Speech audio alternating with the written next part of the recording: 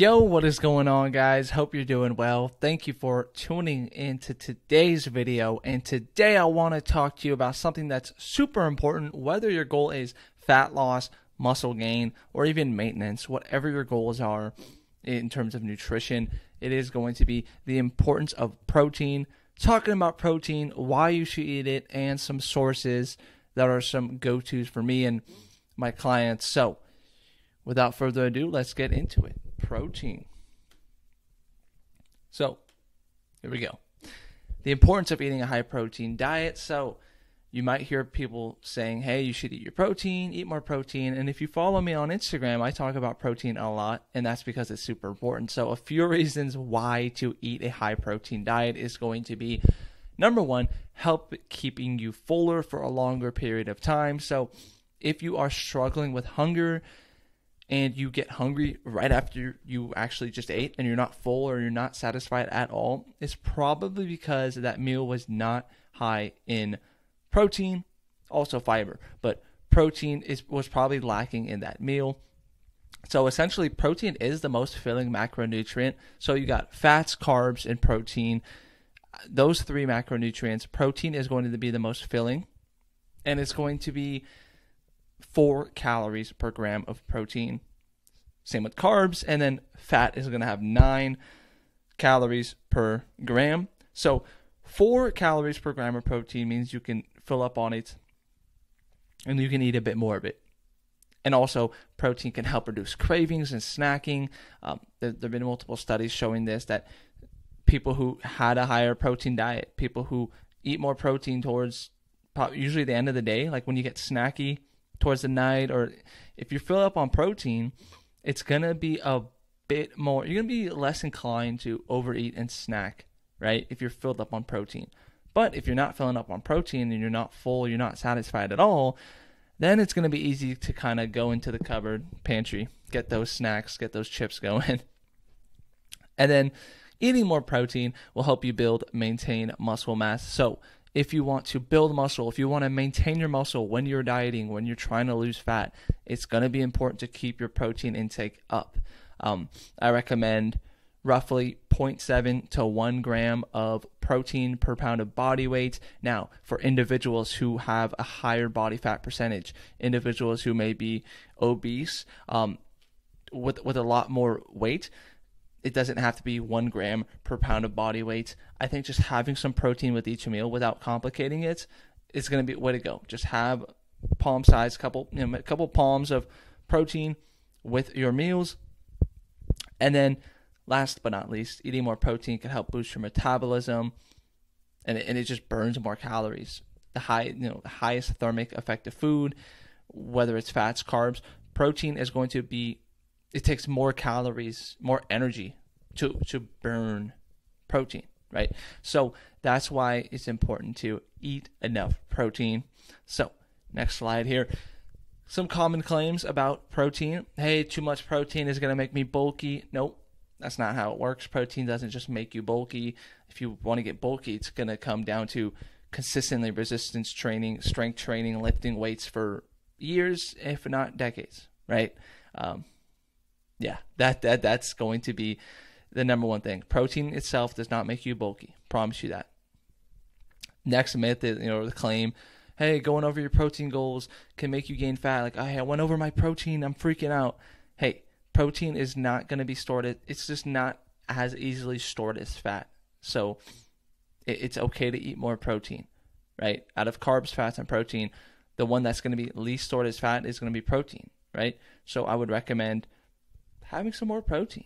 Of course, trying to be as accurate with your macro targets as possible, right? Not purposely going over, but if you have more protein, don't sweat it. It's okay. Too much protein is bad for your kidneys. So here's the thing about that. Protein is safe for healthy individuals.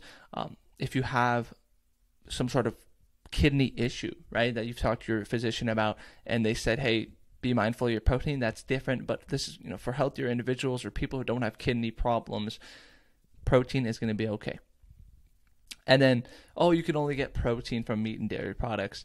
This is not true. As I'm stating here, you got plenty of plant-based sources of protein. Also, you got some dairy sources of protein as well. I know that people think that you got to only have a meat and dairy products, but that's not the case. There are plant-based sources of protein, albeit it's a bit tougher to hit your protein with that way, but it's still possible. So how to eat more protein than you're currently eating? Because maybe if you're watching this, you're not eating enough protein. So few tips I got for you. Instead of 100 grams of chicken, for example, let's say with lunch and dinner or whichever one, you have some chicken, right? Instead of 100 grams, you could say, I'm just going to kind of eat 50% more of that or 100% more of that, right? Double up, right? Just increase it. Hey, I have some egg whites with my oatmeal. I'm going to have some egg whites, but I'm going to increase the egg whites. Instead of a serving, I'm going to go 2 servings, 3 servings, right? That's really the best way to go about it. You can also supplement with some protein powder. I enjoy a whey protein. I enjoy casein as well. I've tried some vegan plant-based protein powders. They're okay for what they are. It's okay. But I think protein powder can help. It's not magical. It's just protein in a convenient, delicious form. Finding some new fun recipes that have protein. There are some great ones out there nowadays. People are making tons of protein recipes, anabolic recipes that you can definitely check out. So a quick Google search like high protein recipe for whatever it is, and you could probably find it. Throw some protein in there. So making a few servings ahead of time. This is what I like to do. Sometimes what I'll do is I'll just get like a rotisserie chicken or just cook some chicken, put it in a big Tupperware, have it in the fridge. So that way when I'm ready for lunch or dinner, I have that ready to go. It's the same thing for you, right? You can do like a slow cooker. You can do like crock pot of some shredded chicken, any protein source. It doesn't have to be chicken. I'm just using chicken as an example because it's a great source of protein, and I really like chicken. But yeah, just making some servings ahead of time, that's a great way to go about it. Another tip here is think about the meal before you sit down. Where's your protein? If you don't see any protein, what you can do is say, hey, I'm going to go ahead and get some protein going. So that is definitely an option there for sure. So some studies here, and it is not showing the studies. Oh, yes, it is. Awesome. So benefits of high protein weight loss diets. So they found that the effects of high protein diets compared with lower protein diets. So preservation of lean body mass, improvement of cardiovascular risk factors. Essentially what they're showing is high protein diets, people who eat more protein compared to low protein, they just saw better results, right? And better health markers. And they stuck to their diet more, and they stuck to their goals simply because that protein helped keep them full. So, got some list of high protein foods here. Let me see if I can move this over here. Yep, there we go. So, meat and dairy products. You can go ahead and pause this and just check this out. Ground turkey, ground beef, chicken breast, bison, shrimp, tofu, deli meat, lean steak, Greek yogurt, cottage cheese, egg whites, whey protein, fat-free milk. Great sources of protein here. For meats, definitely go towards the leaner side.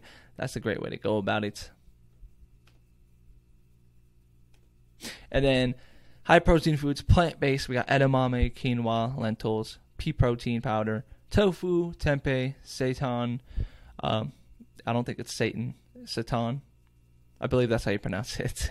Chickpeas and nutritional yeast.